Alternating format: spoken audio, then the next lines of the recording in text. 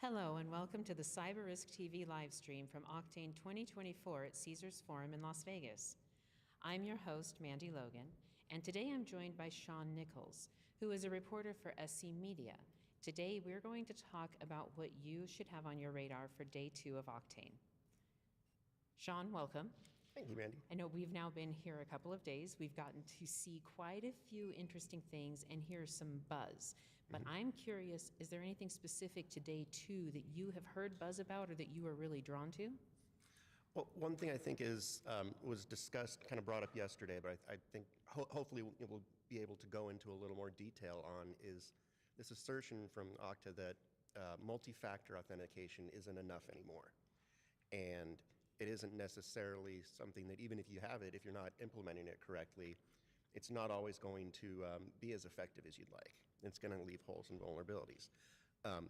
And so, as I go into the coverage today and look at, some of the stuff planned for today, I think that's something that I would really be interested to know more about and kind of dig into a little deeper.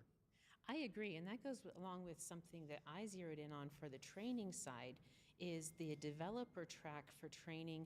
I appreciate that they have focused parts on passkeys and being able to move the entire workforce infrastructure to passwordless or passkeys while also enhancing security.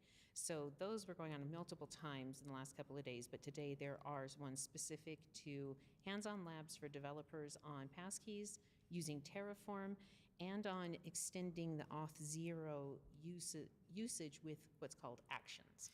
No, and I think that's really so important for companies because this is something that you need to address on the developer side. If you put that burden on your administrators, on the CISOs, on the IT staff, it's going to be an issue because not everybody's going to be perfect with that. And if the developers can figure it out on their end, it'll definitely solve a lot of problems. I fully agree, especially with like some of the interviews I got to do yesterday, really focusing on realizing the shift the last few years that developers are tasked with so many more security functions than they had been historically. So I am all for the people in the trenches, the people doing the stuff, getting additional support. I also, for leadership, I find there's a session going on at 10 o'clock from Bhavna Singh, who is Okta's CTO, and it is about leadership and security in the AI era. That's something else, obviously, we have to start really digging into and making sure that each company, each individual, each developer's infrastructure and mentality goes toward how do we adopt the AI agents and make sure identity security is foremost whenever there are billions of interactions going on in the digital sphere.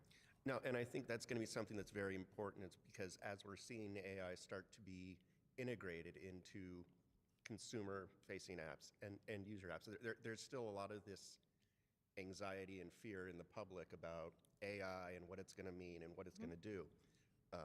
So I think if it's done in an insecure manner, or if it's done in a way that isn't convenient for users, it's just going to deepen that trust gap. Well, absolutely. There is no way that our generally intelligent and tech-savvy end users, as they are progressing in their knowledge of technology, that they want to go through something where they're having to re-auth constantly or having to log back in. No, we don't want that. We don't want the friction at the end user or for the SOC teams, for the people trying to secure all of the data and all of the organizations, that because AI is available, their entire worlds get worse. That's not what Okta is about. That is not what we as security professionals are interested in. And I appreciate how much information is provided through the sessions today that show real world examples from partners and from sponsors and from organizations. Even like, I think there's this afternoon, I found this fascinating. There is at 1:45, session called Securing the Goal, How Major League Soccer Tackles Identity Management with Okta. Yeah, and that was interesting for me to just hear from some of these partners, hearing from Major League Soccer was one, they were kind of highlighted yesterday. I'd be very interested to hear their panel and what they have to say, because they are somebody that Okta really, really enjoys working with.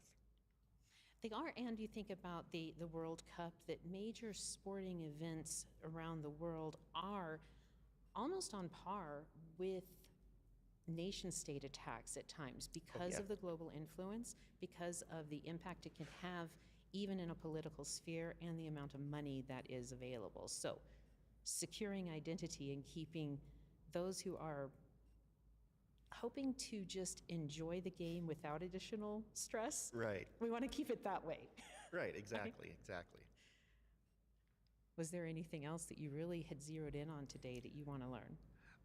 It's mostly the partners, but just hearing how they're integrating with Okta. Okay. I know there's a lot of sessions from a lot of the partner organizations, kind of hearing what they're doing.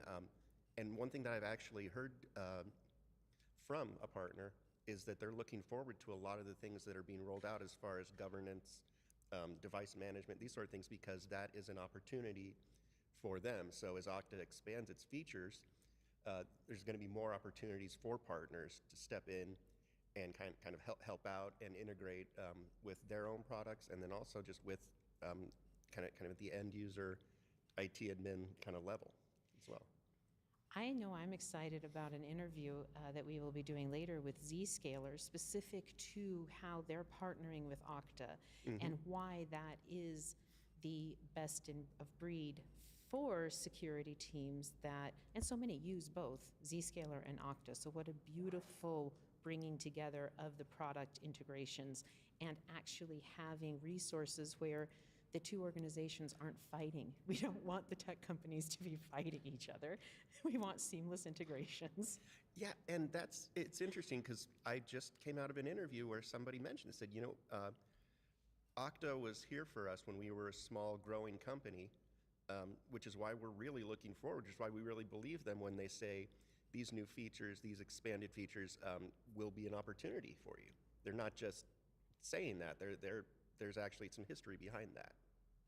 I agree. I also appreciate the focus on, of course, the new tools that are released, learning more about IPSI, learning more about the training side and the resources that even the philanthropic side of Okta, Okta for Good, are bringing forth in order to increase security within Okta, creating a huge example, then for customers, for partners, for solutions, and then ultimately for even nonprofit organizations and the global citizen at large.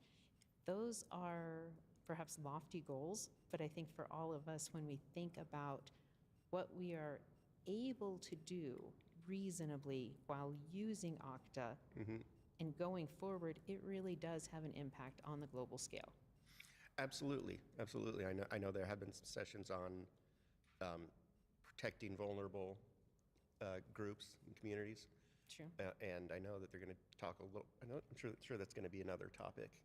And going forward, just as you said, the philanthropic angle, also working with nonprofits, working with some of these groups, is going to be massively important. It very much is. And so I know we are out of time. I hope for all of our audience, you get the excitement and really deep information that is going on in the hallways. Like as I hear people coming in and out of sessions, there's been a lot of very solid information and examples and real world experiences that are allowing security teams to posture themselves more specifically for identity management at the current time. There is a keynote today with Michael J. Fox. Yes. So that is incredibly interesting. And I also really liked that there was parts about bug bounty. So I'm going to throw that out there for all of our researchers, all of our analysts. Like, there is the bug bounty program at Okta, and there is a talk at 1:45 that is specific to bug bounty. So thank you, Shaun, for joining us today. This was actually very fun. Again, Yeah, it's always a pleasure. is. Always. And thank you to our audience for tuning in for this live daily intro from Oktane 2024. To find all of the CyberRisk TV coverage of this year's event, visit securityweekly.com/Oktane.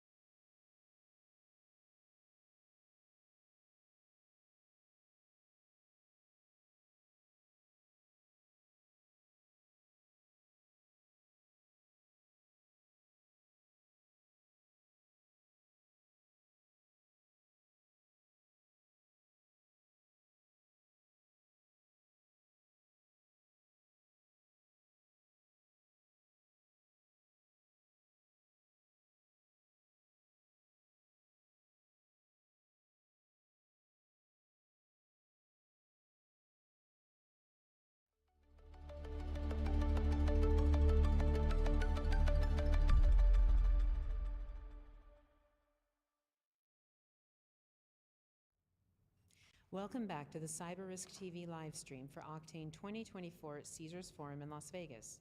I'm your host, Mandy Logan, and today I'm joined by David Bradbury, who is the Chief Security Officer at Okta. And today we are talking about staying ahead of identity threats.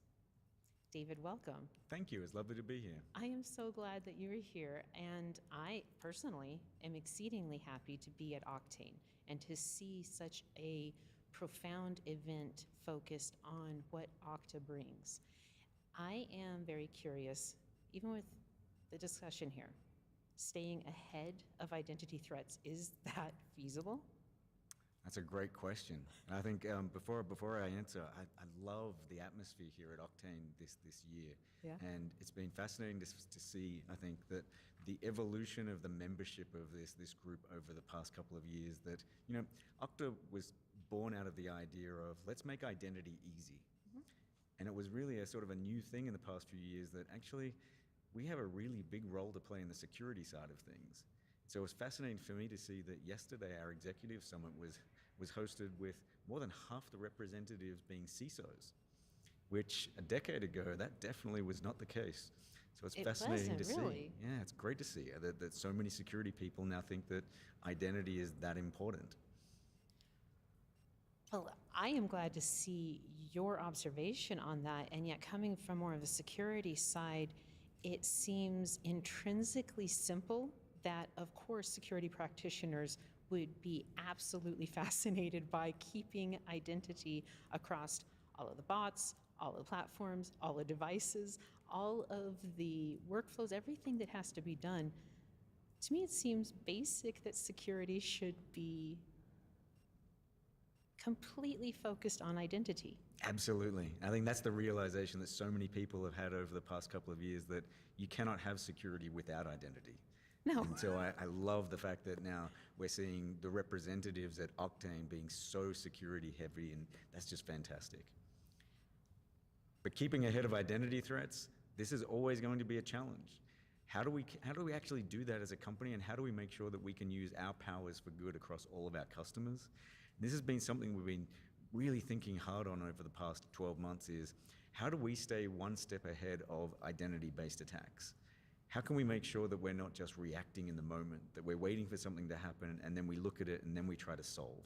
How can we actually start to think about our partnerships with some of the industry leaders like Google and Mandy and CrowdStrike, and actually leverage their intelligence and their understandings of what's happening over the horizon, and then start to make sure that we're thinking about how we can make changes to our products that actually prevent these things from happening. And that's been the really big shift for us as a company in the last 12 months, has gone from really that reactive approach of waiting and then reacting and responding, to really being on the front foot and being thoughtful about what's happening next, and making sure we're thinking about how do we prevent attacks from happening, but more appropriately, how do we make sure that we're taking a stronger role in protecting our customers and making sure that we are sometimes having to make decisions that are in their best interest from a security perspective, and not just allowing them to have to think about this and worry about this on their own. So this has been a big year for us. That's fantastic. It does sound like, and it's so beautiful to see the partnering, like myself, looking into what has gone on with Okta and Zscaler, or like you mentioned, Okta and CrowdStrike, or Clear, or being able to see these specific partnerships that really, what has been some of your feedback from clients, and from even, do you get feedback from end users on seeing the impact that those partnerships have made? Particularly the CrowdStrike partnership has just been so wonderful for us over the past 12 months. One thing that I think gets lost a lot when we talk about partnerships and integrations between technology companies is we seem to talk in just raw numbers of how many things do you integrate with. And we actually fail to understand the depth of the integrations that are sometimes behind the scenes. So as Okta is the leading independent, neutral identity provider, that allows us to be unbelievably partnered with folks like CrowdStrike. And it's the depth of that partnership which has really been producing benefits. So if I dial back the clock back to December of last year, the OpenID Foundation came out with their shared signals framework. This idea that we should be able to share risk signals between technology companies without having to rely upon individual customers to try and do this themselves. And over the past 10 months, CrowdStrike and ourselves have implemented that protocol so that when you log in with Okta, and if you are using CrowdStrike, we're now leveraging them in real time to make an assessment of the security of your device. And that absolutely is at the core of making zero trust a reality. It's secure identity, it's secure devices, and it's being able to make decisions about where you are and whether you're the right person who should have that right access at the right time. And we're now seeing that as a reality. So the feedback that I get from customers, particularly around that specific integration, is just that it has unlocked their security architecture. It is delivering on things that they didn't think were possible years ago. And that's the reality that we're in today. And as the shared signals framework is more widely adopted, this is only going to strengthen how well we can deliver on zero trust for our customers. Now, with that, can you give me just a ballpark of what percentage of impact you think that adoption would have on staying ahead of identity threats? It's a great question. So if I think about the ways that attacks are being performed today against our customers, particularly if you think about info stealer malware, being able to steal passwords off somebody's device, if they've accidentally visited a link and they've somehow been able to download software. And I think about the effectiveness of CrowdStrike and being able to prevent those attacks. But let's think about that attack has just happened, and you are currently logged into 10 different applications. And so there's a window of opportunity where that threat actor could take a cookie or take your username and password and access those applications in real time. So we've moved to post-authentication attacks. Exactly. So right. This is where I really see the benefit here. So from a percentage perspective of being able to prevent these sorts of attacks, as we get better at sharing these risk signals, and as we get better with implementing single logout across all of these applications, in the instance where this happens, CrowdStrike immediately tells Okta, and then we tell all of the applications that you need to log out, you need to log out, you need to log out. And so if we can get the ecosystem to implement this across the board, it just eliminates that window of opportunity. So right now, I think that window of opportunity still is there, but we're slowly eating at it. And with every passing month, we have more people coming to the table with implementing the shared signals framework, and that's just going to continue to make it harder for attackers to be successful. Okay, I want to go back to what you said there, because how fantastic is it to be the security team, to be the corporate, the C-suite, whatever, but go, oh, we had this intel, and now we have successfully revoked permission to thousands of access points. Being able to do the single logout, like you mentioned, being able to do something like that. I feel that the ability of the team to have satisfaction is increased, which would increase the morale of the teams. Even though we're talking about the technical side, we've got to go back to the humans are the ones we care about. I'm curious on a statistic that I heard from you that said that across the data from your Okta customer base, that 96% of authentications are phishable, and that only 4% had, I'm guessing maybe YubiKeys, perhaps they were using YubiKeys. With going toward the zero trust strategies that Okta, and that you yourself have really spearheaded and focused on, does it feel that you are able to take some of that burden off of customers who are not currently, who still have the phishable authentications? It's a great question. It's such a challenging area to think about the fact that in this day and age, phishing is still a thing. And sadly, in the last 12 months, we continue to see phishing attacks against our customers continue to rise. And there are a few reasons for that. One is that in the same way that we as a company deliver better products every year, phishing kits are getting better every year. It's true, It's very sadly sad. they evolve. And if you combine that with the proliferation of data brokers and our ability for people to find my personal address by only with a couple of data clicks, and then add in AI and ChatGPT into the mix, and now we have these personalized, grammatically perfect lures that are being used against people. I mean, phishing is more successful than ever right now for all of these reasons. And so it's exceptionally saddening for me to think that we as an industry have great solutions to prevent these, but they just aren't being adopted. Now, the statistic that you offered just then is actually a statistic from 12 months ago. It is slightly improved. Oh, has it? Has it? Okay. It's slightly improved. So we have a report that's come out this week, and we are currently seeing more adoption of Okta's FastPass and also YubiKeys. But we're still seeing it's still in the 90% plus range of all authentications on our platform are vulnerable to phishing. And so it's been interesting this week to chat to other CISOs and other customers and try and figure out what's stopping you? What's stopping you from adopting these technologies? And there are concerns on hardware keys and how difficult they are to deploy and manage. But I think we've done a lot with partnering with YubiKey to make sure that that's as easy as possible.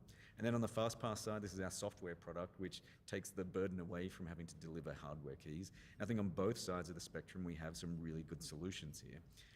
But it seems that the companies that have invested already in identity, they're happy with SMS, they're happy with push, and they find that it was a very hard cultural change for them to adopt multi-factor in the first place. Now, did that matter based on the size of organization, or you just mean across the board? Very much on the larger side. Okay. At larger scale enterprise companies, we're seeing that there's just big resistance culturally to revisiting the MFA discussion.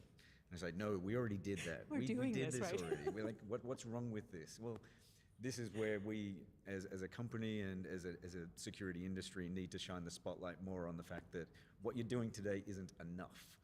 And that, as threat actors wake up in the morning thinking, I'm going to target the person that I know I can invest the least amount of calories to be successful, this is where they're focused. They're focused on this broad base of individuals who are yet to adopt phishing-resistant technologies. If I share with you one positive, though, which is please. that in our most recent report released this week, where we looked at why is it that people are still using passwords? Are we seeing any great examples across our customer base where they've actually managed to stop using passwords altogether? Again, the word passwordless has been used for years now. True. Is it a reality for anyone? And happily it is. And it's not a big number, but it's a start, and it's 5% of all auths on our platform, 5. And so it's a starting point, and it's a proof point that we do have customers, and Okta is an example as well internally. We are wall-to-wall phishing resistant without passwords, but you can have a password-free existence. And so I think if we can somehow try to tie both of these things together, that we can revisit this multi-factor project that we did, that we can actually remove passwords altogether. That, I think, may be the ability for us to really push harder on this one.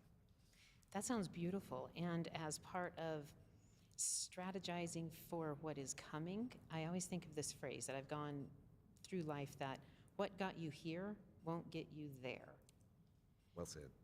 Correct? But all of these steps have been vitally necessary. So, I mean, kudos. We adore that people have adopted multi-factor authentication at all. Yes. And you go, but this is just a step now to what also has to adjust. Yes. I am curious in our last minute or so here, that since you focus on zero trust adoption for your customers and across all of your partners, what are some of the first steps you would recommend for an organization looking to adopt more zero trust strategies? So zero trust at its very most fundamental element is about two things. It's about secure identity and secure devices. Okay. And then making decisions about the combinations of those two things and whether someone should get access. And so when you're starting your zero trust journey, you need to be really careful about the partners that you choose to help you on both sides of that equation. When you're thinking about secure identity, you want to make sure that you've got somebody who's not just integrated with everything, but has depth of integration. Again, Okta's ability to be vendor neutral opens the door to so many technology companies who aren't fearful of us being a competitor. And so that allows us to go really deep and partner heavily with their engineering teams. But when you think about secure identity, make sure that you're balancing usability and security. Make sure that the company that you're working with is really focused on both of these. Okay. And make sure you apply the same on the device side, whether you're partnering with a CrowdStrike, a Zscaler, or Palo Alto, whoever's helping you with your devices and your networks, make sure that you're applying that same methodology. Are they integrated with the right things? And have they prioritized the usability of their product just as much as the security of their product? Get these things right, and you're off to a great start. Oh, wow. David, I very much appreciate this, and I hope that it has encouraged all of our viewers to look further into the products, the services, the resources that Okta and your partners do bring to organizations today, and to be prepared for the future. So thank you for joining us today. Thank you. Thank you to our audience for tuning in for this live interview from Oktane 2024. To find all of the CyberRisk TV coverage for this year's event, please visit securityweekly.com/Oktane.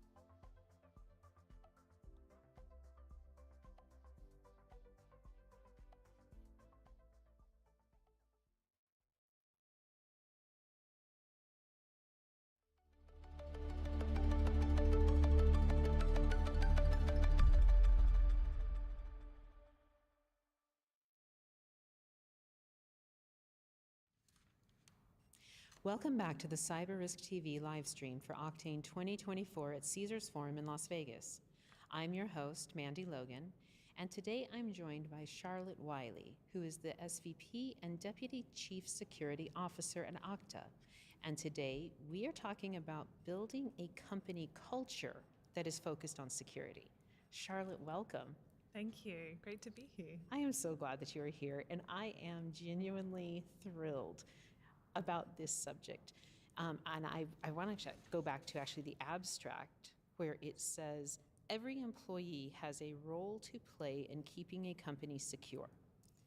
I feel like that's a much nicer way of saying what we in the security community often say as humans are the weakest link. Yes. Yeah. A lot more polite. It is. Yeah.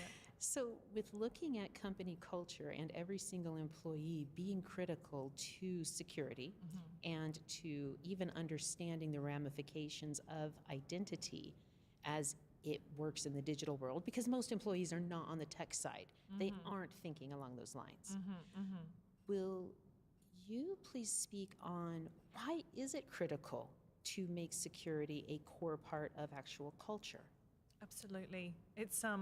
It's been a huge part of the fabric that we've built into the security program at Okta. I say there's sort of 4 tenets to the success of building that security culture. So it starts at the top.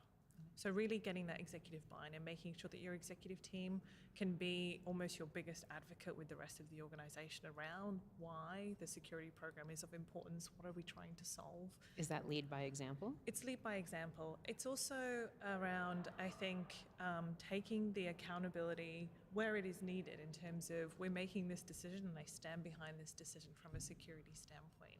And that's really critical in terms of having that buy-in from the executive team.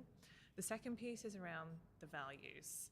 And so I think ingraining into your company values an element of security is paramount, so that the vernacular that the entire employee base is speaking is that of security.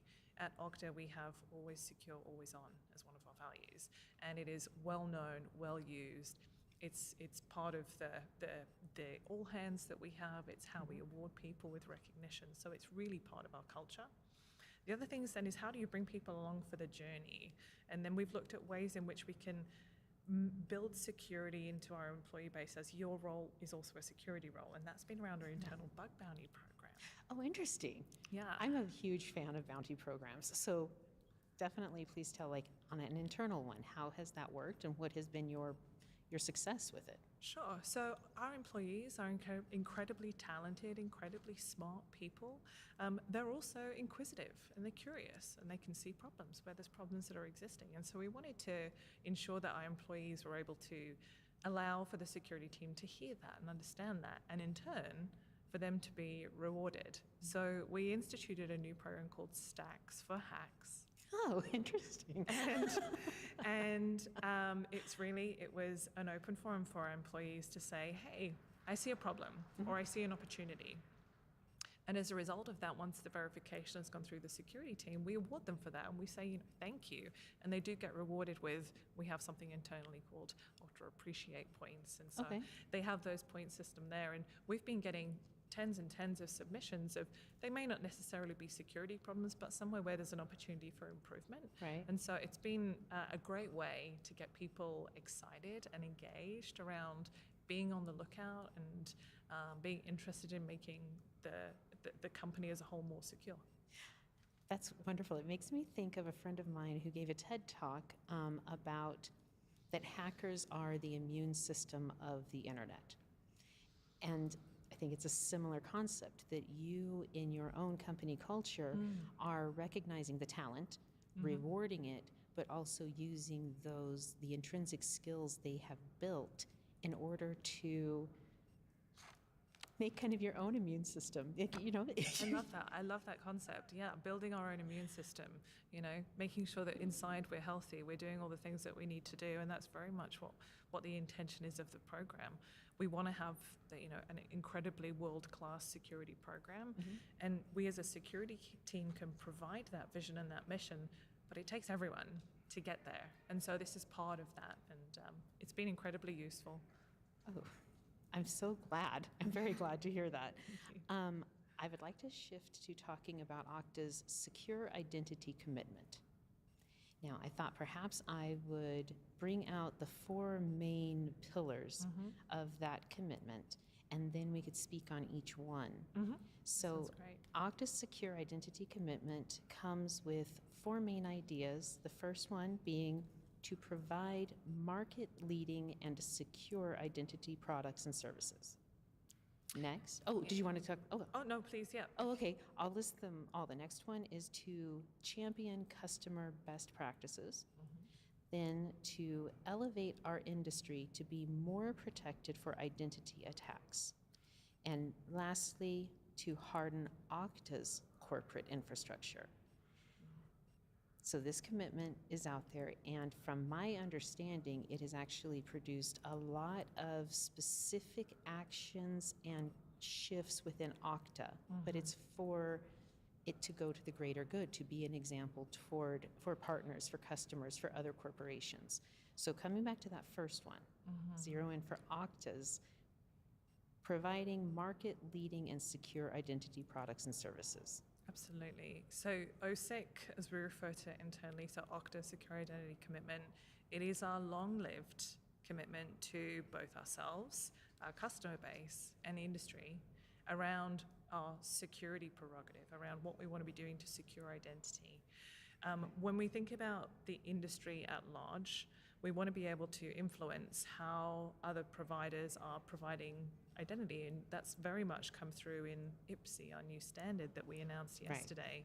You know, where we've seen problems, we want to be able to influence those really difficult, complex problems that other people are facing in the identity space and in the security space, and really level up the industry to be able to tackle those in a unified way. We want to codify the problems that we're having and get an absolute buy-in across other SaaS providers and customers that this is the path forward. This is the new expectation. This is the new bar that we're setting around identity.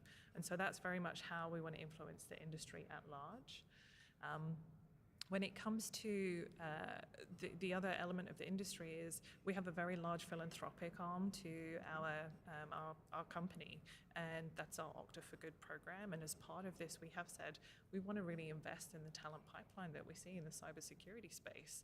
There are 4 million unfilled roles as it stands today. The talent is there. We just need to get them into the industry. We need to keep them in the industry, and we need to create that diverse pipe. And so we've made a big investment into Copart. You will have seen yesterday in our keynote.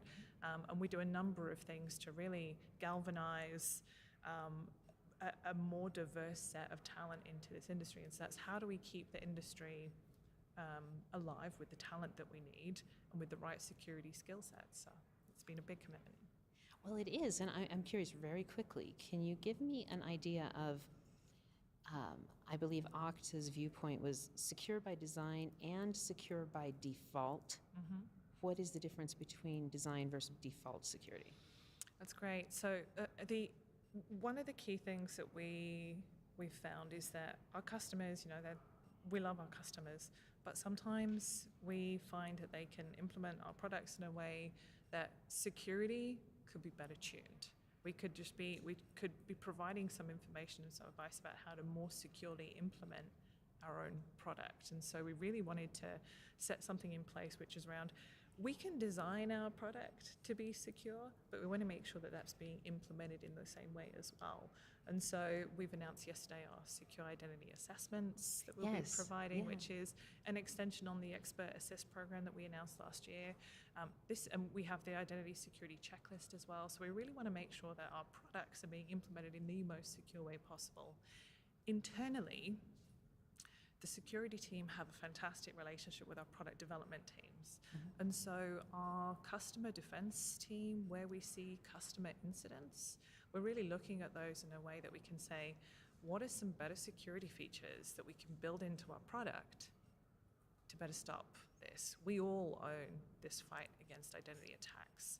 And so we're feeding that back through to our product team and making sure that those security features are prioritized.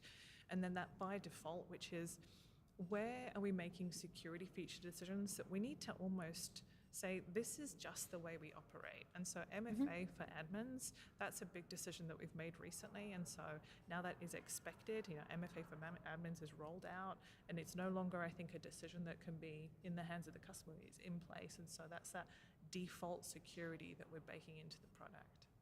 Understood. And wasn't there also something for admins regarding the session authentication? I thought I read something else about Session authentication? Perhaps not. There Okay. was something else going on with the multi-factor authentication that was now being required for your admins, and I just remember on the side. But all in all, it sounds that these practices are assisting your company culture, but are also going into the second point of championing for the customers best practices. Absolutely, absolutely. We want to partner with our customers. We also want to learn from our customers, and so we really want that relationship to be bi-directional, and so that we can take on the feedback that they have around how we make our products more secure, and then also provide that back to other customers that maybe that they're looking at ways that they can better use their implementation of Okta in a more secure fashion.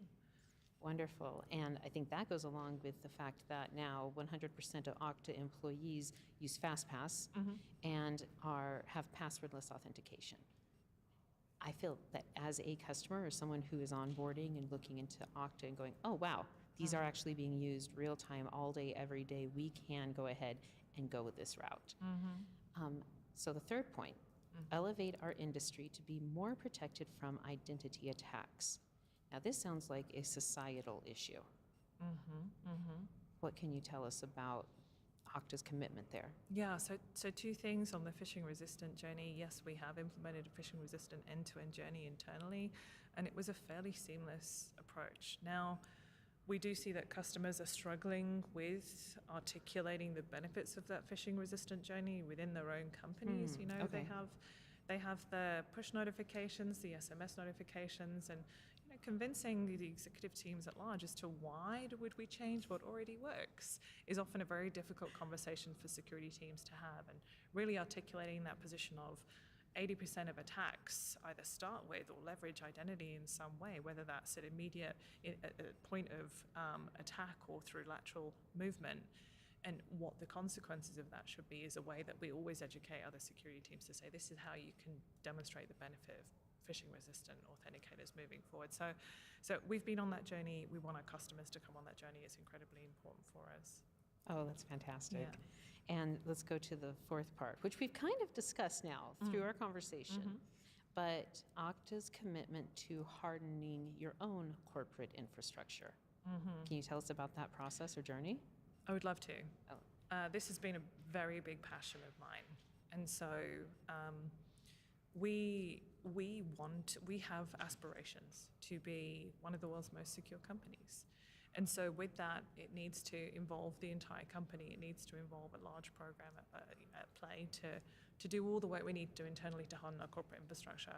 Over the course of the last 6 to 9 months, I've spent almost every waking moment with hundreds and hundreds of people across Okta, and we've invested nearly 1 million person hours in this piece of work, so in hardening our corporate infrastructure.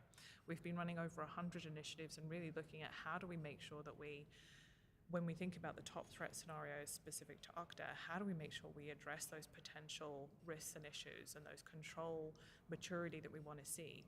And so that's been a long-lived program that we've had underway, and as part of the OSIC, it will be continuing as we aim to really reach that North Star from a security standpoint around being the world's most secure company.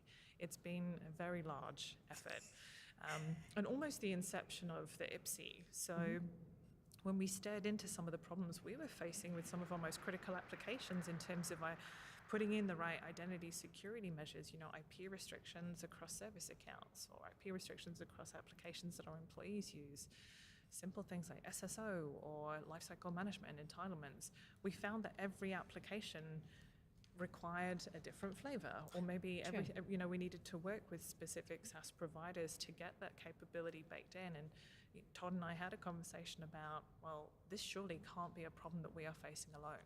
Absolutely not, no. So that was very much, I think, the starting point of we should think about how, as an industry, we tackle this. And so the formation with OpenID began, and then the conversation around instituting the standard was put into place. I am very excited because I feel like for our audience, for all that are looking to expand their use of Okta, integrate more fully, or have not yet adopted Okta fully, that not only the news releases, the tools, the product, the resources, and even training that is available, I think it's beautiful. I really do. And I feel like it's incredibly helpful for the individual security practitioners, no matter the size of the organization, to go ahead and become familiar with where things are going, because Okta is setting a standard. That's right. Thank you for joining us today, Charlotte. Thanks for having me. You're so very welcome. This was an awesome conversation. Thank you. Thank you to our audience for tuning in for this live interview from Oktane 2024. To find all the CyberRisk TV coverage of this year's event, visit securityweekly.com/Oktane.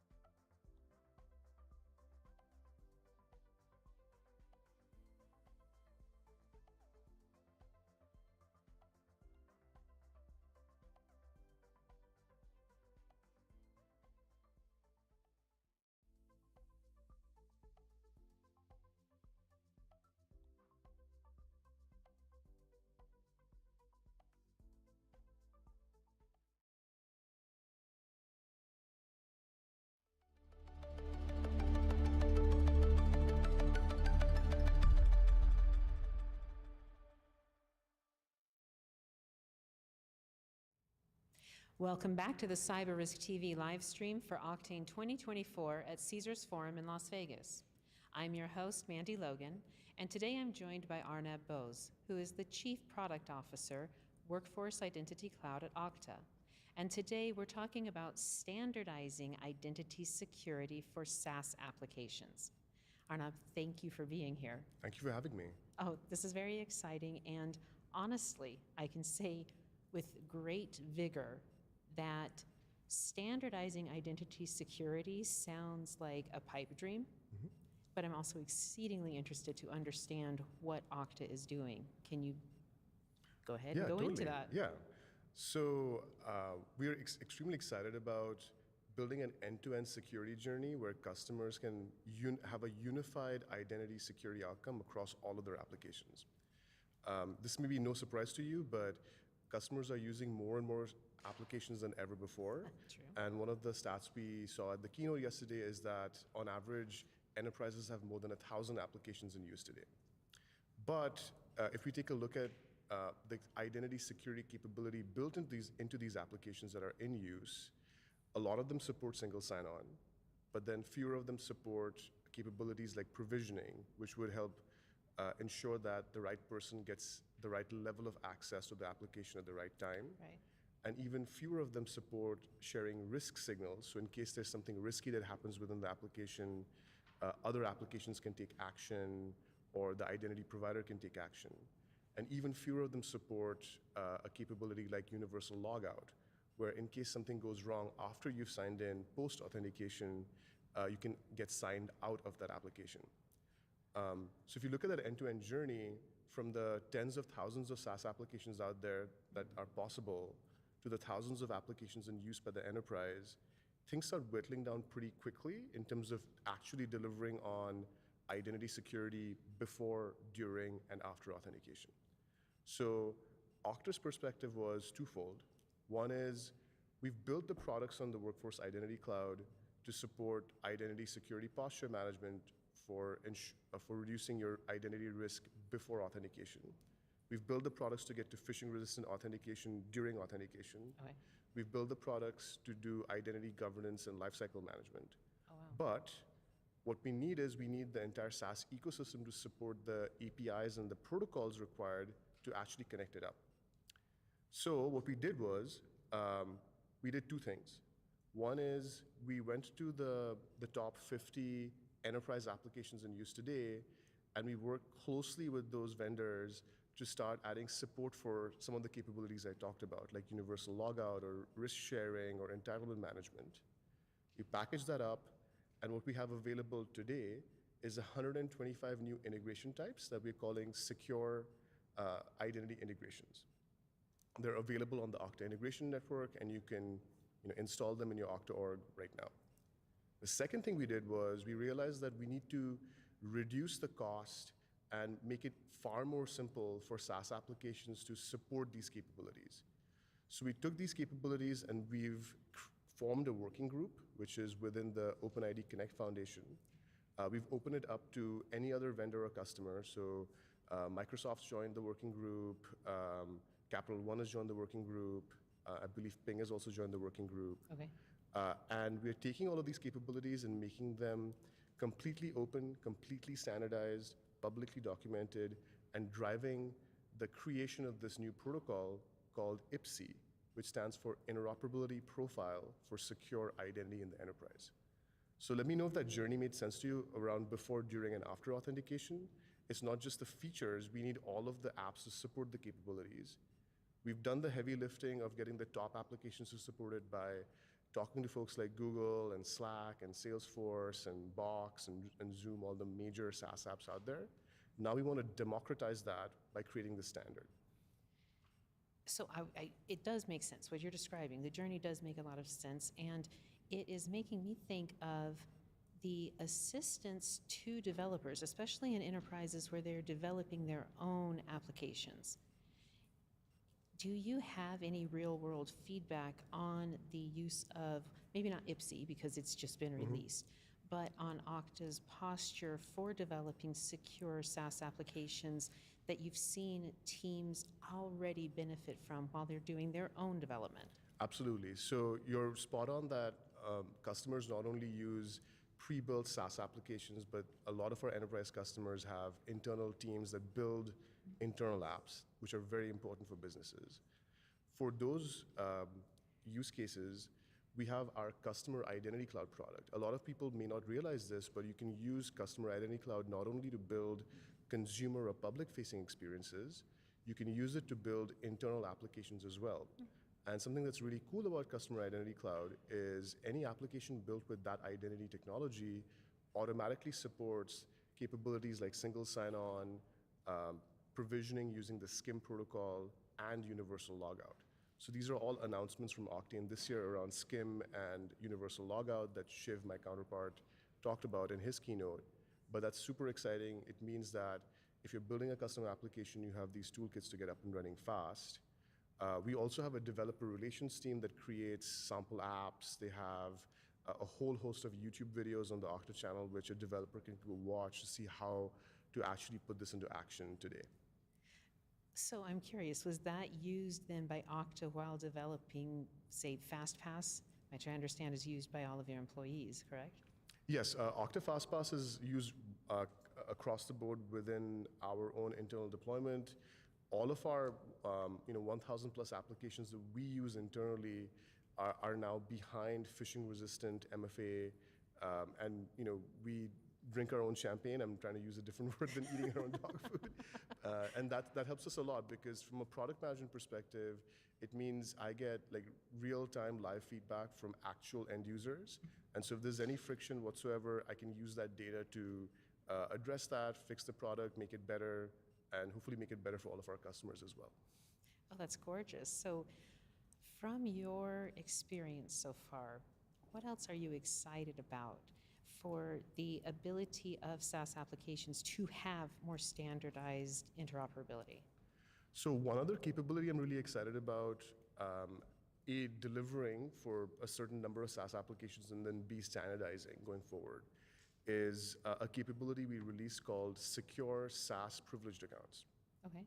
So a really important use case that is often overlooked is if you take a SaaS application like a Salesforce or a Workday or whatnot, and you put it behind a single sign-on and MFA, usually those applications have to have at least one, if not many, administrative or break glass accounts.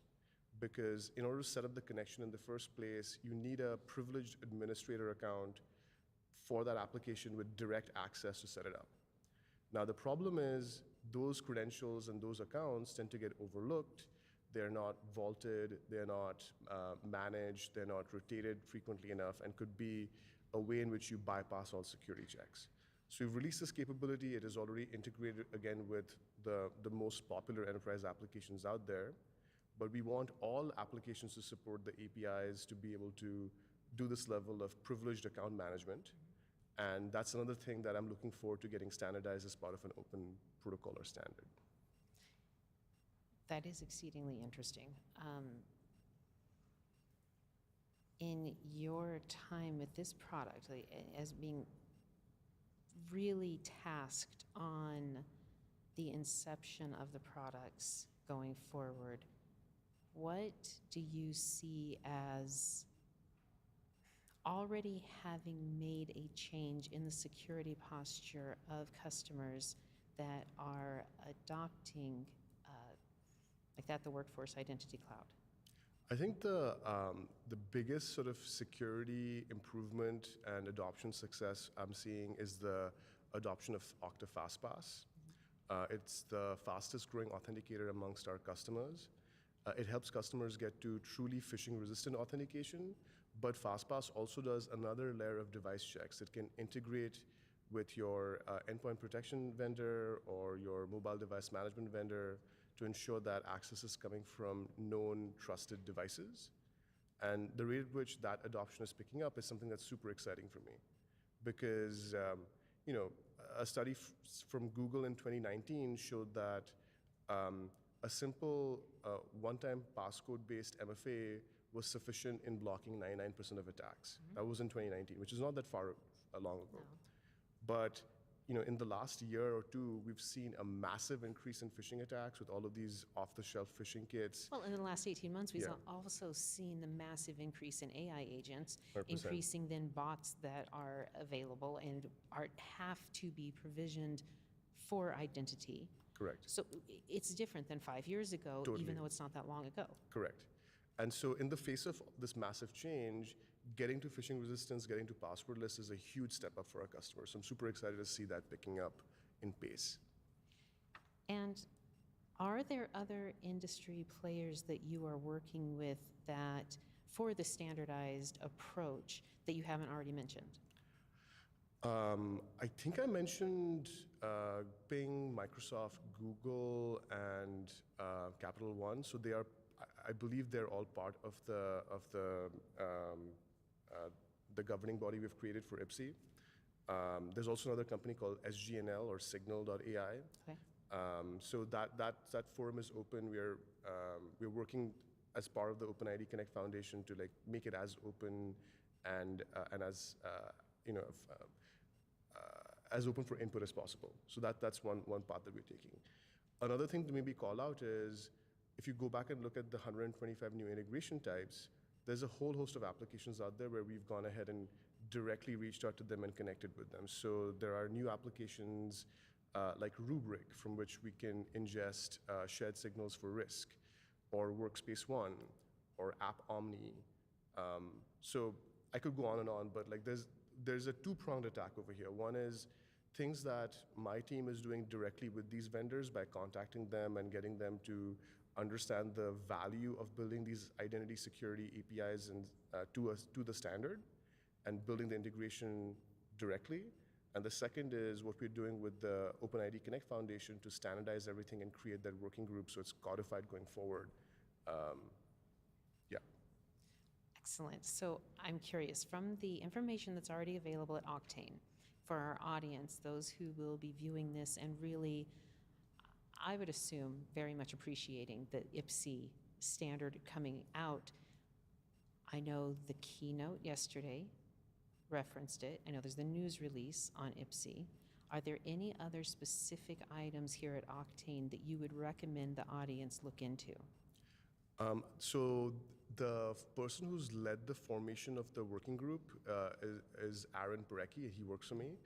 One of the things that he's published online, and we can share out links to this, is the current definition of the standard. So the current definition of the standard is actually now publicly available. It is or it is not? It is. It is. It is. Okay. Yeah. And so there's a site you can go to, and we'll share it out there in the world to encourage people to go check it out. And is that information coming from the inception of working toward this work group, or is this what has been modified and settled on at this point? No, this is an initial proposal. So Oh, this is a okay. proposal that is open for feedback, and we're assuming that all the other participants in the working group, like Microsoft and Capital One, et cetera, will take what we have, the kernel that we've created, and enhance it going forward. Yeah. Well, Arnab, thank you so much for this. This has been very enjoyable. Absolutely. Thanks for having me. You're very welcome.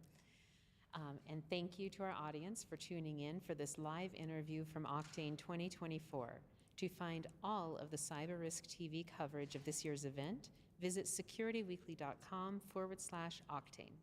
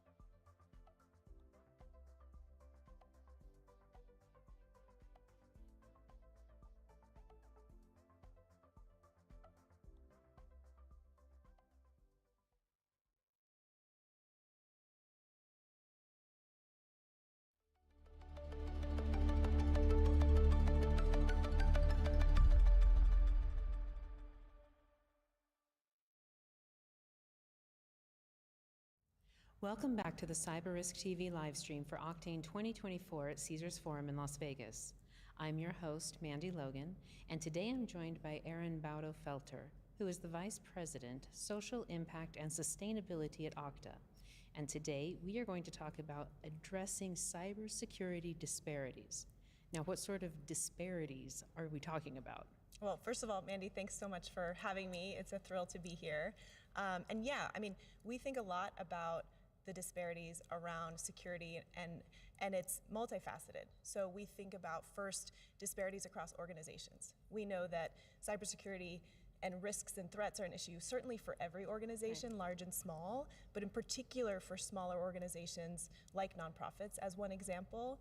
They are so much more vulnerable to threats because of a variety of factors, including resourcing gaps, skill gaps, and frankly, just knowledge gaps. And so we think a lot about the ways in which we can do more to protect those organizations. We also think about disparities from the jobs perspective and the talent perspective. Okay. So how do we ensure that there's enough trained cyber talent out there to actually protect all of these organizations who need it? And so we're doing a lot of work in that area as well. Oh, fantastic. And I am curious, so is it Okta's stance that there is a skills gap, that there is a need for many more practitioners than what are currently available? It is. And we see this from a few angles. So there's research out there that says, for example, that in the world today, there's a gap of 4 million cybersecurity jobs that remain unfilled. There's other kind of macro research that we look at to inform our position on these things. But I think more than that, we talk to our customers, we talk to our partners, and we look at our ecosystem, and everyone is struggling with this. There's just not enough skilled and qualified talent to fill the need that we see, again, in our ecosystem, in particular around identity security, which is obviously something Okta cares a lot about. Absolutely. And I genuinely hold to the idea that identity is security. Yes. I do completely believe that. Now, I interact a lot of times with the security practitioner, analyst, SOC, and ethical hacking side of cybersecurity. And there's definitely been a lot of discourse on that side from practitioners going, well, if there's such a skills gap, why am I not finding employment easily? Yeah. And that's what I was absolutely. curious, like, so your viewpoint is still from everything you've seen in your ecosystem, the skills gap is widening. Yes. And do you have input on why that is? Is it simply because of the advent of AI, generative AI agents? I mean, certainly there are more threats, and they're growing faster than ever. So that's the biggest problem, that's sort of driving everything else. The threat landscape is certainly the most challenging that I think anyone working today has ever seen. True. And we expect that it's only going to increase, again, because of things like AI just making it easier for threat actors to do bad things. So we definitely see that. And I think, in terms of what else we're seeing, there's many parts to how to bring somebody into this field and how to bring them in a way where they're skilled and ready to deliver value. There's recruitment challenges and frankly, just like demystifying what working in cyber really is for people. Well, absolutely. You're laughing, In fact, because I just had a conversation with Charlotte Wylie about how there have been instances that I have, once was a meeting with the Nevada State Department of Education. So it was individuals that were PhD levels, career counselors, and guiding and creating training forces. And I said, well, cybersecurity is a perfect fit for this and for disabled communities. Like, I am personally disabled and come forward, so I understand that side of it. And I said there's many, many benefits to the cybersecurity world for individuals that do need accommodations. And they would not believe that cybersecurity was a job. Really? They wouldn't. And so I would try to discuss and go, you're using your computer, you're using your cell phone. Yep. Every single transaction, every single time you are clicking anything, signing on to anything, that requires individuals and strategies, software, background, things that, all of the processes. And they still would not accept it. So I did research and had to put together kind of a whole dossier on that cybersecurity existed as a career path. But I think that, we think everyone has perfect understanding because we're Okta and we do this, but really it's still, there's so much more education and awareness that's needed out in the world to make people understand the risks in their personal lives, their risks to their organizations. And so, a big part of what we focus on from the work that I lead, which is Okta for Good and Okta's social impact and sustainability program, it's really a lot about demystifying first and foremost. And the other thing we like to demystify is that a lot of people think that working in cybersecurity is this highly technical, Very fair. right? Absolutely. Highly maybe solitary type of a role. And what And we that like you must to know coding, and you must know coding. every single, the history of every Exactly. single item that's ever been created. Yes, and you must look a certain way and come from a certain type Very of true. educational background. None of those things are true for those of us who know all of the variety of roles and jobs and skills that you need to do this work. Some of it, in fact, is very people-centric. When you think Absolutely. about things, one of the biggest needs we see in organizations large and small is around security culture. So how do you actually train and enable your staff to not click on a phishing link? Or to practice safe behaviors when it comes to how they're building products even. And so we enjoy that part of that demystifying it, and we do a lot of work with organizations that are serving youth and folks who are sort of just getting their first exposure into tech and into cyber, and that's always very energizing because you sort of see the light bulb go off when students realize, it doesn't have to look one way, right? I can bring my passions, my personality, my interests into a role in cyber. Absolutely. Yeah. And I'd say I consistently meet with individuals. Just 2 nights ago, I had a very lengthy conversation with an individual who is career changing, mid-career change. Yep. From being a heart surgeon, an infant and adult heart surgeon. And he Wow. decided to go to a boot camp, has zeroed in on offensive security, and was attending his first security conference That's at all. amazing. Absolutely. Yeah. And I love that in this space, there's often that I get to speak with people who come from library science or fine arts or we're race car drivers. Yep. Or there's a lot that can be utilized Absolutely. very effectively. And still, what I love about cybersecurity is so many individuals, their hearts are based on improving the greater good. 100%. I always say this. I say, if you want a job with a purpose, which increasingly, that's what people want. That's what people want. They don't want to come to work and, check a box and get a paycheck. They want to know they're contributing to the world. And I always say there's almost no better role than a role in cybersecurity if you want to find that purpose.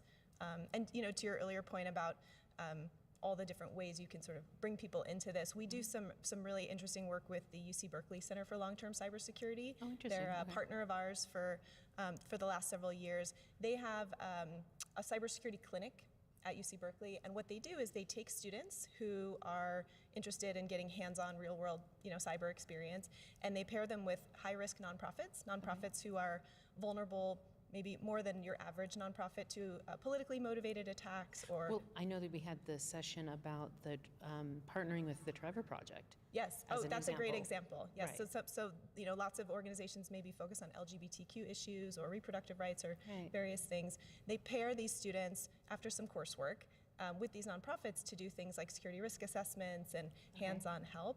And the director of the program was actually here earlier speaking in a session, and I was chatting with him afterward, and he was talking about the fact that many of the students come in that are pursuing a master's in cybersecurity, and so that's very obvious, and that's great.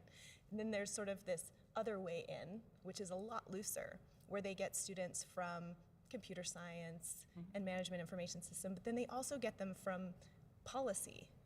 He was talking about a Absolutely. student who was a psychology major who came into the program and is now finding ways to connect her passion for psychology into thinking about how do you actually change people's minds to help them protect themselves from cyber threats. So there's really cool things happening.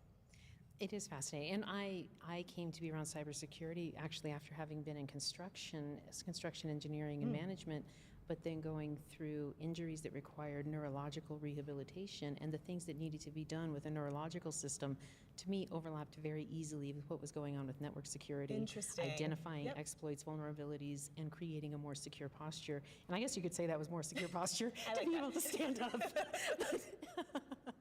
So there are constantly surprising things. And I want to go back to what you said about training. Now, when you were talking about Okta's initiatives for training, Yeah. was that for organizations to train their current employees to avoid phishing attacks? Or are you talking about training individuals to become cybersecurity practitioners? So we think about it in a few ways, and I'll speak a little bit about Okta's cybersecurity workforce development initiatives. Please. It's something we announced last year. We've put several $1 million of philanthropic support behind it. So we're funding organizations like the UC Berkeley Center for Long-Term Cybersecurity, like I mentioned, organizations like CodePath that are actually helping students learn and get hands-on experience with things like cybersecurity. Also organizations like Women in Cybersecurity Yes. to support more folks getting into the industry, certifications, networking to find jobs. So there's a philanthropic aspect that lets us reach into communities that might not already have easy access to these kinds of job opportunities, skill development opportunities, et cetera. There's also a push that we're making specifically around Okta training and Okta certification because, like I said earlier, we need more cyber talent overall, and in particular because of where we sit, we see that we need more identity security talent. Yeah. You know, very much across our ecosystem. And so what we've done is we've made 5,000 scholarships available for folks who are recently unemployed, for veterans and military spouses to receive free Okta training and certifications as a way to accelerate folks who, you know, it's not their first rodeo. They've Right. worked in tech, they've had careers in the military. They can be pretty quickly trained if they just have the opportunity to pivot into this new topic around identity security and Okta expertise. And so we have opened this up to them so that we can also sort of attack this issue of more immediate need for talent, you know, in seats tomorrow. So that's how we think about that. That, I love seeing the real world actionable items that individuals can take initiative and they can come forward. So how does an individual take advantage of the scholarship program? So the program is called What's Next by Okta, and you can Google it and find information about it. And it's available now. We've seen great response with folks who are excited about it, and our team is putting a lot of energy and support behind it as well. So I encourage folks to check that out. Fantastic. Yeah. So I am also very curious about Okta from its start chose to make sure that they were using the platform for good and for Yeah. social impact, Yeah. And even for sustainability. Now, what has been your experience interacting with other organizations and large corporations that don't have that same embedded focus toward security and toward being a platform for good? Yeah. Thank you for that question. I mean, it's a huge reason why I've been at Okta almost 8 years, and Oh, have you? Yes. and it's a huge reason why I'm still here. Is that, like I said earlier, people want to have purpose to their jobs. They want to come to work for a bigger reason, and Okta's been a place, certainly for me, and I know for many others, where we've been able to do that. I mean, I give credit to our co-founders and our CEO Todd McKinnon for like walking the walk, frankly, and making it clear that we were here to, you know, as he would say, we want to attract people to work at Okta who want to solve big problems, not just for ourselves or even for our customers, but Right. for the world. And so I think this spirit of like purpose has permeated Okta's culture and why people show up here since the very beginning. And then, you know, when you get to brass tacks, it's also a very smart business decision to invest in social and environmental impact. More and more, we're seeing that Okta's customers, you know, our 19,000 plus customers all over the world, from every industry, from every geography, they are increasingly asking us as their vendor to step up and to prove that we have made commitments around environmental sustainability, around diversity, equity, inclusion, around human rights, around social impact, because it's important to them. So when you think about it, it becomes first and foremost something we believe in, but I think more and more a smart way to meet our customers where they are, to differentiate ourselves, and to be a good partner to them, which is, you know, our number one goal. Interesting. I am curious because my understanding is that your parents have a large impact on why you are in this field. Oh, Correct? yes. Okay, so in our last minute, I'm curious because my understanding is that your mother was more of the hippie world. Yes, I'll give you Get to the that? 60-second. Right. But yeah. Well, and what I want to know, Yeah. is there anything, what specifically is would she be most proud of, like the partnership with the Arnab Foundation, or what would she be interested in? Oh, well, that's a really lovely question. Thank you for asking. So yes, the short story is my mother was a hippie who marched for civil rights in the 60s. My father was in the military and then became a business leader, and they made me. And so here I am trying to do all the things, I guess. What would she be most proud of? You know, my mom was always a little bit of a counterculturalist, and so maybe she'd just be most proud of the fact that in sort of a corporation where the way that things flow is toward quarterly results and financial results and all the things that we got to do. All that, the strict numbers and all of the correct, accounting, yes. right? Like all the things that that maybe I've been able to turn some of our energies and resources toward things that otherwise wouldn't get that attention, and those things involve, you know, making the world a little bit better, a little bit more equitable, and I think she'd be proud of that. So. I absolutely agree, and I think she would be very proud about, I love that the budget that would have gone to SWAG went to the Arnab Yes, Foundation yes. for increasing power availability in areas that don't have it around the world. Absolutely. We're very proud of our work with the Arnab Foundation as just one example of some of the organizations that we support around climate action. So we're happy to support them this week. Oh, that's beautiful. Yeah. So Erin, thank you so Thank much you for so much. sharing with us. Appreciate it. Thank you to our audience for tuning in for this live interview from Oktane 2024.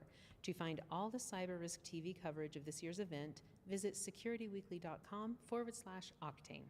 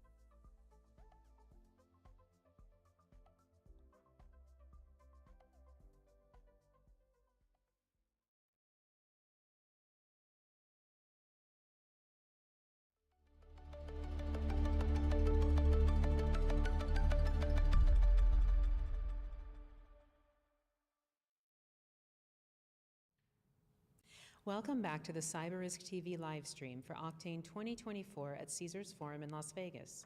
I'm your host, Mandy Logan, and today I am joined by Puneet Minocha, who is the Executive Vice President, Business Development and Corporate Strategy at Zscaler. And today, we are talking about an integrated approach to securing today's hybrid workforce.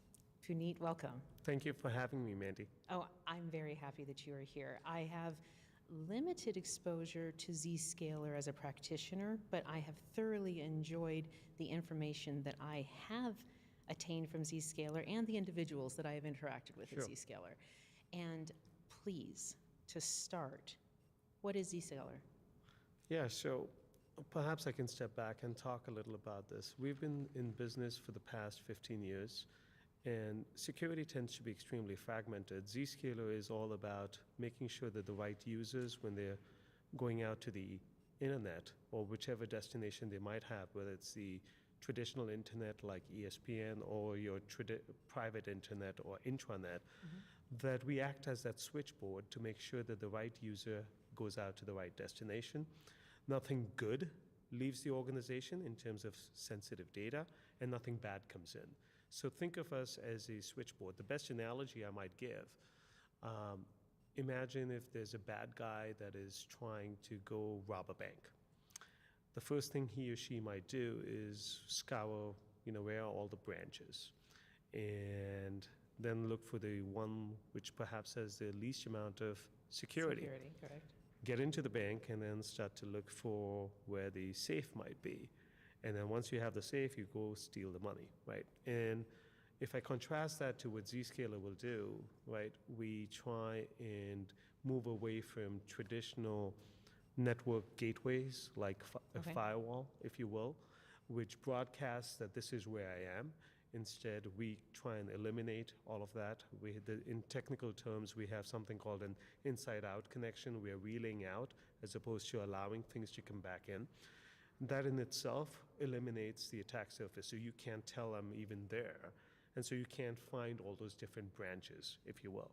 But even if you think you could find us, right, you try and prevent the compromise. And what I mean by that is you provide an additional level of security, looking at different technologies, advanced threats, content inspection, etc. And then you try and permeate that even further by trying to make sure that you can't traverse laterally.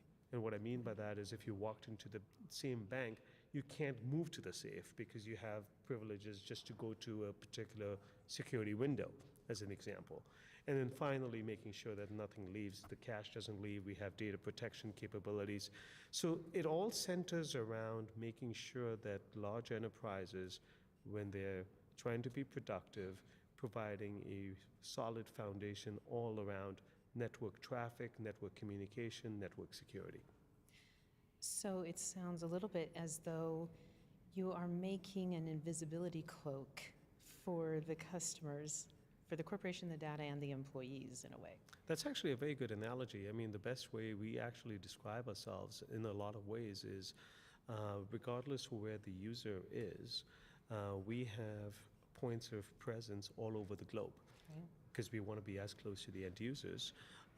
And our points of presence act as those scrubbing centers, the invisible cloak that you just referenced. Again, the basic idea is the traffic is traversing through that cloak. It's not, all it's doing is looking at it in terms of making sure nothing bad leaves that cloak, and nothing good leaves that cloak, if you will, and nothing bad comes in.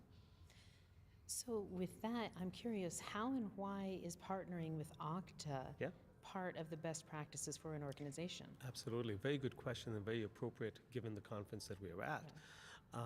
To instrument that cloak, I need to have context. Mandy, you as a individual working at SC Media, need to have the privileges to go to a particular application. How do I have access to that information? That's where Okta comes in. We are a consumer of identity. We started working with Okta over 12, 15 years ago. They were a pioneer in something called single sign-on. It was a technology that at the time was in its infancy. And we were an early adopter of a standard called SAML. And together, it was a solid foundation upon which companies are built. To the point where I would say today, of the 9,000 odd customers that Zscaler has, I reckon over 50% are using an integration between Okta and Zscaler. Are they really? Yeah, indeed. Oh, excellent. And I believe you also have strategic partnerships with CrowdStrike We do. as well. We do. Right. Go ahead. Let me expand on that. So security can be extremely fragmented. I mean, today it's not uncommon to find probably about over 3,000, 5,000 different vendors trying to address a particular security need. If you go into a large financial organization, it's not surprising that they may have over 50, sometimes 100 different security solutions in play. And there is an element of fatigue that is set in for the administrators to have to manage all the disparate vendors. Sure. And there's a trend towards consolidation. Within consolidation, it makes a lot of sense to help simplify, reduce that complexity, create automation. But there's certain areas within security that just lend themselves to be so deep in what they do. In that construct, Zscaler is all about, our North Star is all around network security, if you will. Okay. Okta approaches things from an identity standpoint, and they are all things identity. CrowdStrike approaches things from an endpoint, if you will. What is physically resident on a laptop or a desktop or a mobile device, etc. And so we have our respective swim lanes. We have conviction that what we do is so good that end customers want that best of breed combination. And it is a testament to that belief. I would say across the board, we probably have over 2,500, 3,000 joint customers that use those three technologies, if you will.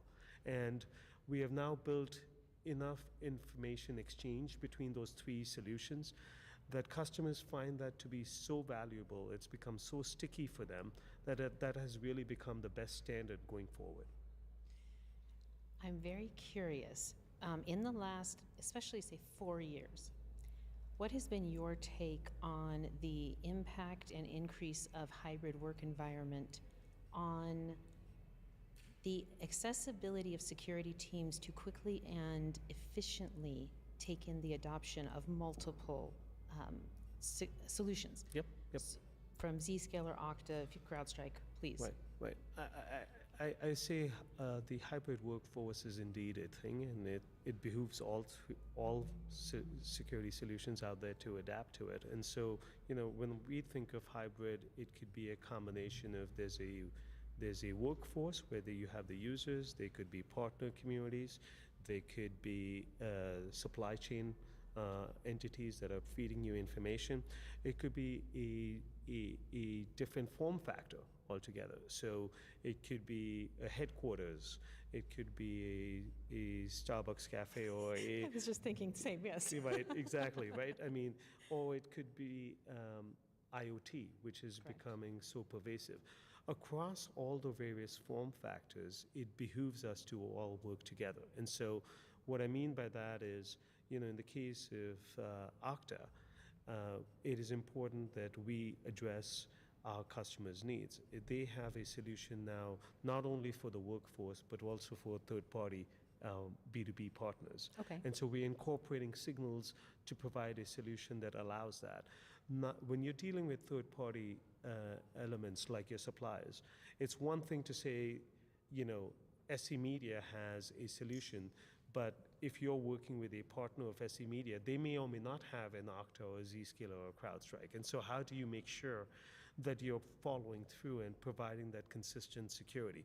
Those are the types of solutions that we are now working on to provide that rich telemetry so that we minimize the attack surface. It's all about trying to keep that as limited as possible, because there is no magic or silver bullet towards security. If there's a vendor that says, I can solve all of your security problems and you will never be compromised, Right. I think they're just not being truthful.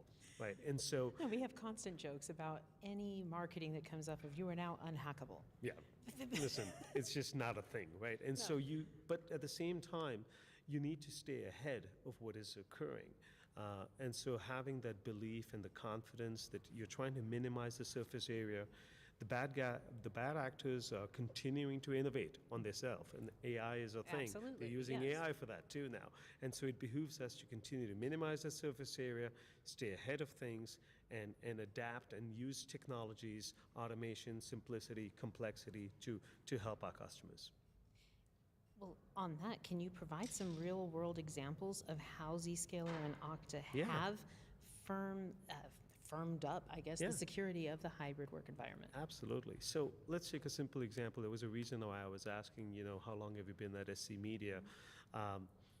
You've been doing what you have at SC Media for 2.5 years. Presumably in the last 2.5 years, and I apologize if I'm being presumptive, you may have switched roles, right? So Right. maybe you were first following politics or, particular healthcare industry, and now you're on cyber. As a result of that, you may or may not have had access to certain private information pieces of SC Media. And then you switch roles. Let's say now you're in CyberRisk, right? You're doing CyberRisk, you shouldn't have access to those previous pieces of information. But did those actually get revoked, right? And so True. that's an example of something that creates an exposure. It's very common in large enterprises where people switch roles or perhaps leave the companies. A few years ago, we worked with Okta, adopted a standard called SCIM, which is all about trying to, minimize that or simplify the provisioning, if you will. So the first thing that we had done, 12 plus years ago was all around authorization. That is the SAML, single sign-on, making sure that I have the credentials from the end user. Now, when the end user privileges themselves are moving, like you just did in my example, we need to make sure that we are dynamically adapting to that, right? So that, again, keep that risk area small. And so we adapted the SCIM integration to then make sure that we are keeping our policy engine up to date. And such that when you switch and Okta makes that change on their side, we immediately pick that up and implement it on our side. That was one of the things we did about 3 or 4 years ago. We have a lot of customers that use that. More recently, we started to realize Okta has, 10 plus thousand customers, probably a lot more, 20,000 or so. We have about 10,000 customers. We all see very rich pieces of information within our own domain.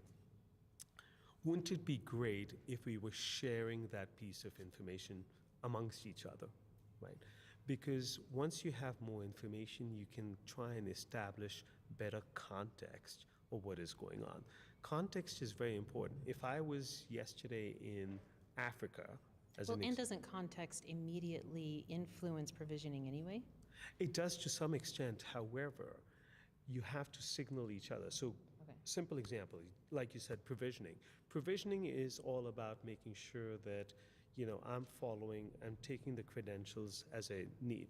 But let's say, going back to my example where I was in Africa, not to generalize, but it could be viewed, you've been sitting in North America your entire, life, if you will, and now you're suddenly in Africa and you're accessing private information from Africa for the company.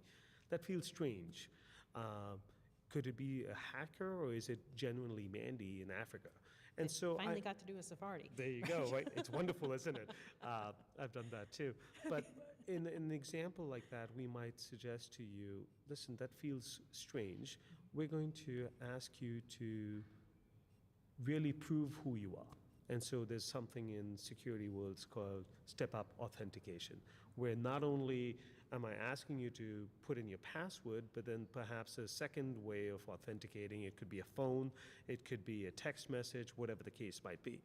That's an example where we're sharing information amongst each other, that I am now in Africa or vice versa. And Okta started to provide that information to us. We are now able to ingest it. We started sharing that information with Okta last year, and they've been great at digesting that and implementing policies on their side. We've started doing that now more recently, and that's the big announcement we made just this past week. Oh my goodness, Puneet, this has been fascinating, and I can see a wealth of information for aiding security teams in really making sure the hybrid work environment becomes steadily viable, even with the advent of AI, with all of the threat actors becoming more intense. So this has a lot of deep information. I'm definitely going to encourage our audience to look into more of what Zscaler does and what your integration with Okta allows. Much appreciated, Mandy. Thank you for being with us. And thank you to our audience for tuning in for this live interview from Oktane 2024. To find all the CyberRisk TV coverage of this year's event, visit securityweekly.com/Oktane.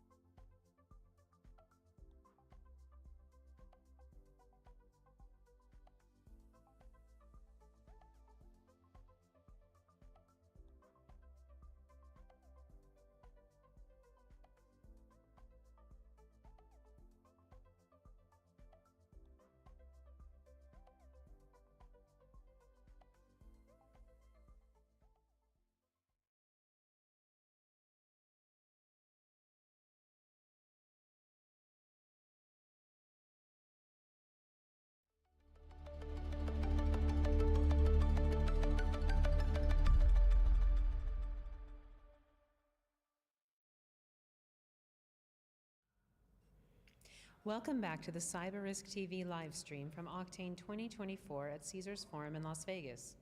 I'm your host, Mandy Logan, and today I'm joined by Shaun Nichols, who is a reporter for SC Media, and today we are going to talk about what we learned, what we enjoyed, and some parts of Oktane 2024 that really struck us. Shaun, welcome. Thank you, Mandy. It's good to be here and good to be wrapping everything up. Isn't it? It's exciting. I think this is the part where you can step back and go, wow, it's really only been a few hours since everything began Tuesday, and yet so much ground has been covered. So many things have been learned, and I can only venture a guess at the amount of networking that has happened. Did you have any experiences with that? Yeah, I came across a couple really interesting companies, talked to some interesting people.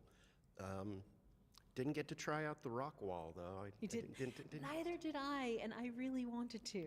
I mean, to be fair, Mandy, like, do I look like the kind of person who climbs rock walls? I mean... Hey, maybe this is one of those things like The Millionaire Next Door that you never really know. I am not secretly a wall climbing aficionado. No. You are not Alex Honnold on the side and just don't tell people? No. Huh. Oh man, you're destroying my dreams. Okay, so if you didn't do the rock wall, what did you do? I caught a lot of the keynote addresses. Okay. Talked to a lot of people and get some context on it. And that was interesting. You know, there's the few major announcements. I know we're going to go through that. But also just to kind of get a little bit of context as to what's behind the keynote, all the bluster, the buzzwords and everything. And I say, okay, how is this going to actually work? What am I going to see if I'm a developer or an end user or an administrator? And that was good. That was something that I really kind of stuck out to me, because I think when you just see the address, when you just see the news release, it can be very hard to grasp exactly what this means. Right.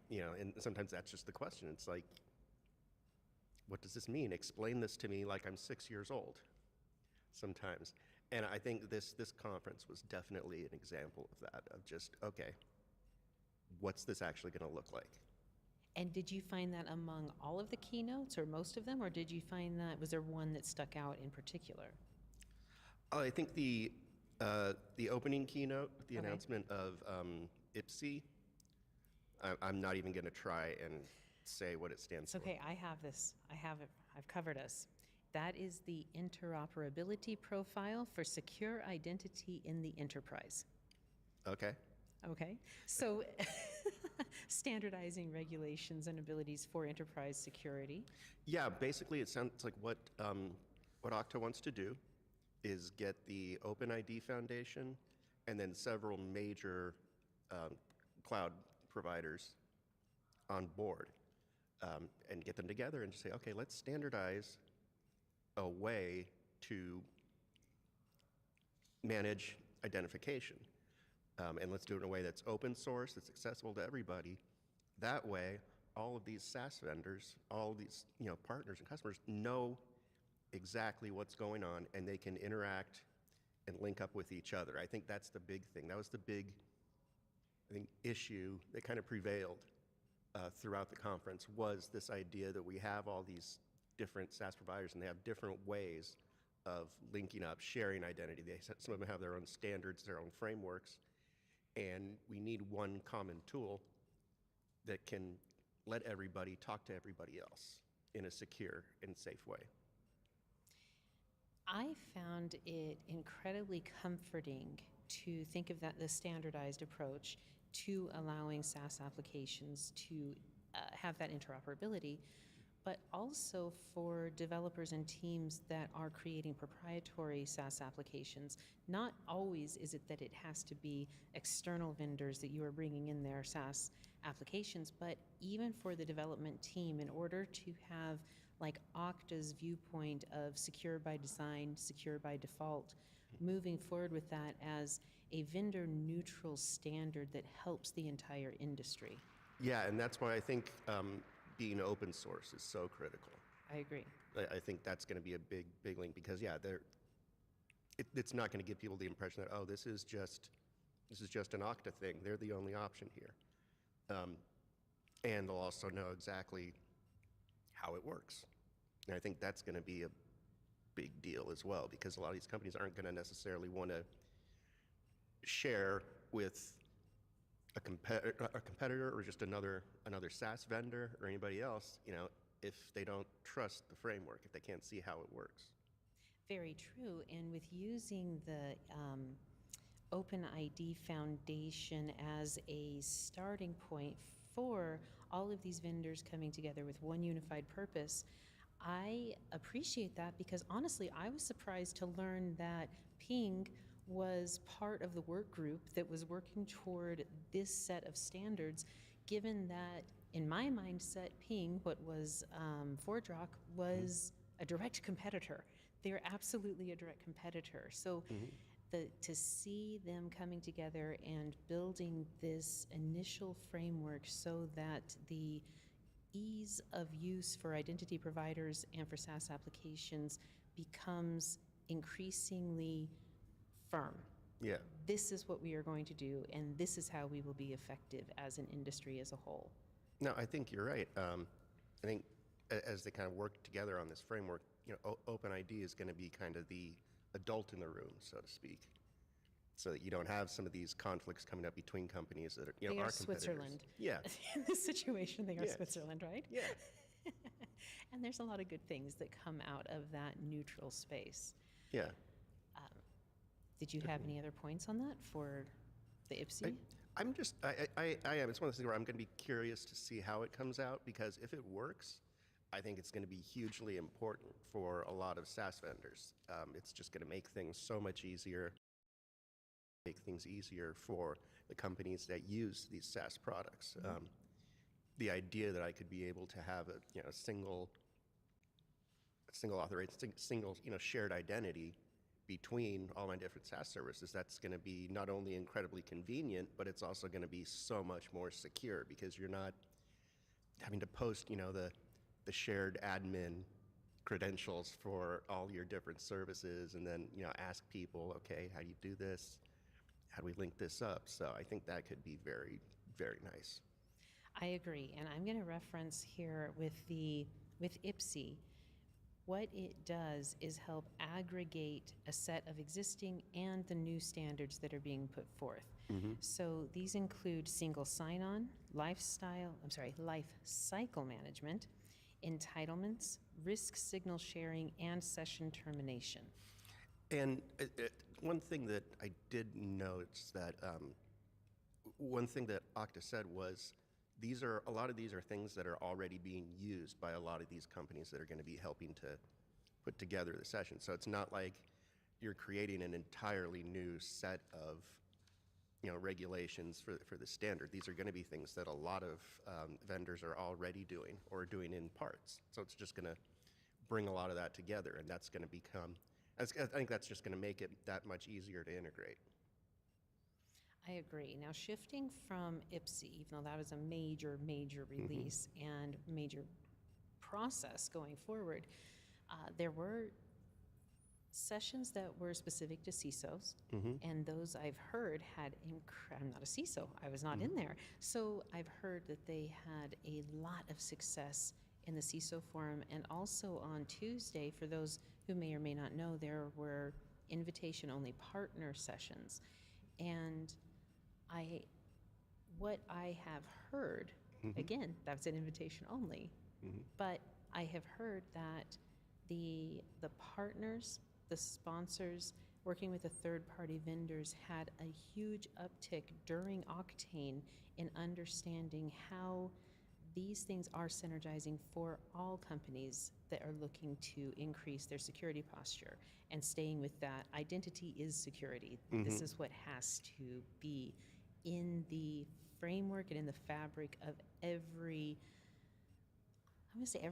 corporation, but especially every tech community that wants to really forge toward our shared future of identity continuing to be in more and more and more places and throughout all parts of generative AI and the interactions of agents and bots and everything that is going into maintaining hybrid workforces, financial institutions, educational institutions. We saw here there were a number of sessions that went into global e-commerce, things like USPS, no, UPS, forgive me. Yeah. The UPS down to smaller organizations, nonprofits that are dealing with highly sensitive information and also require identity to be firmly handled. Well, and this is one thing that did kind of stick out to me was that just talking to some of these partners, talking to some of these customers, they do seem to have all really bought in to this message of Okta and where they want to go and what they want to do. And that's not always the case. Even if a new platform or a new initiative or something ends up working out in the long run, when it first comes out, a lot of times the partners are going to be a little bit hesitant. And of course, they're going to tell you, no, we think it's a great idea, we like it, but they have that body language. They'll pause for a minute to kind of carefully select their words. True.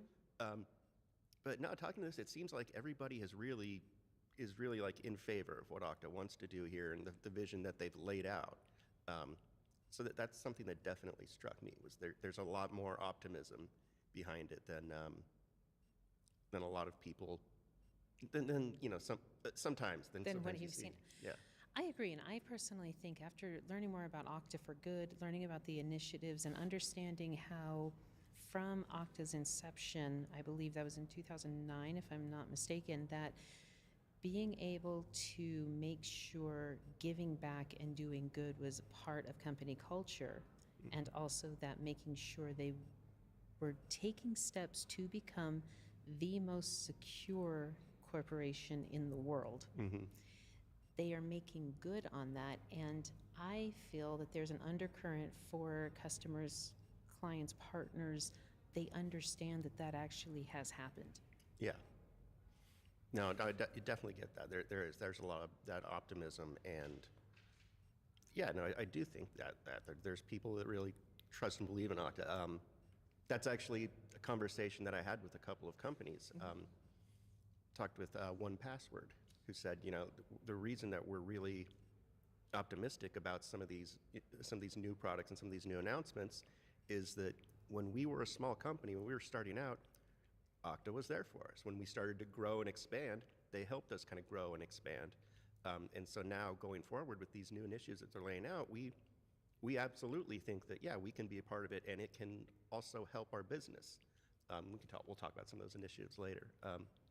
Sure. But I had the same sentiment from Zscaler. Yeah. That the partnering that has gone on for years makes it incredibly simple to go, oh, wow, we really do complement one another very well. Well, yeah, and I even talked with, a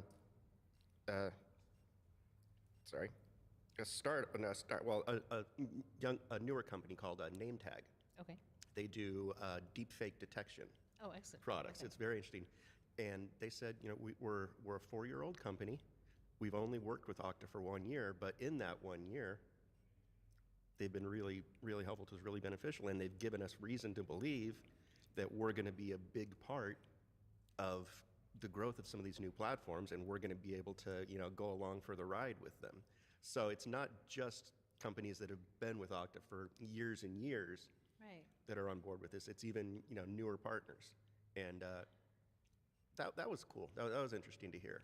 Well, and that kind of, I think, ties right into the Auth for Gen AI, the news release and the new tools that were produced, because in the last 18 months, with the increase of generative AI going into all parts of business and personal life, of course, things like that, partners that are specific to deepfakes. Yeah. They didn't need to be partners 8 years ago because this wasn't as much of a threat. Right. No, and that's kind of what their CEO told me.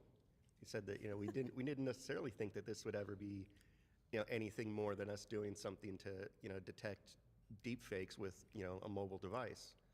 But yeah, it turns out Okta has a lot to offer us as a partner, and to help kind of grow our product as well. So that was interesting. The Auth for Gen AI was. That was also, I think, one of the big stories. That was something that people were talking about a lot. I think there were a lot of sessions on it, because we're kind of hearing cases now where we're hearing a growing number of use cases for AI.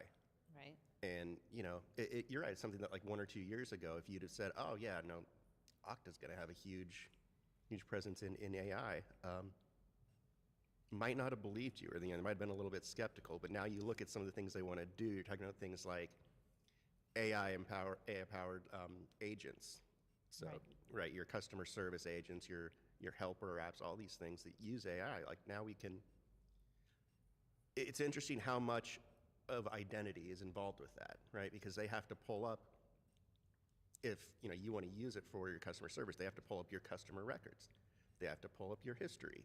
They might have to use an API to call up another service and get your data from that. And all of these things, you need identity. You need to manage and control the identity. There's also the idea that sometimes you have to make it really granular, because you may be pulling up a private record, and you're not allowed to view 80% of it, but you need that 20%. You need to be able to crawl it and go through that. So it's also not just blanket, managing identity at the access point, or at certain points. It's every single query you have to run an identity check and manage it. And I really appreciate on the Auth for Gen AI, the part on the fine-grained authorization for retrieval augmented generation, so that the information fed into the LLM is purely the information that the user has right to. Right, exactly. So I have very much appreciated this, Shaun. Thank you. I think we both had a pretty fantastic time at Oktane, and I do believe they'll be back in Las Vegas next year. We don't know about that too much yet, but do you have any final takeaways for this Oktane experience? A good experience. I really enjoyed it. It was interesting. I'm going to reiterate the point I made in our opener, which is if you do attend next year and it's at Caesars Forum, it is not at Caesars Palace. It's not at Caesars Palace. It's between Harrah's and Aria, right?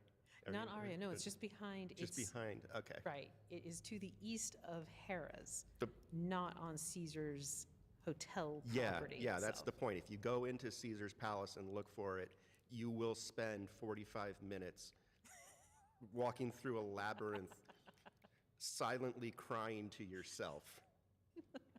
Trust me, I know. So, aside from that slightly traumatic experience of trying to find it once here, I do think there's an ease of use that those who are online that will be able to access the on-demand replay of sessions here, and look for that at okta.com in the next couple of weeks. So thank you, Shaun, for joining us. Yes. And thank you to our audience for tuning in to our live coverage of Oktane 2024. To find all of the CyberRisk TV coverage of this year's event, visit securityweekly.com/Oktane. And with that, we are out and done with Las Vegas and Oktane for 2024. Thank you.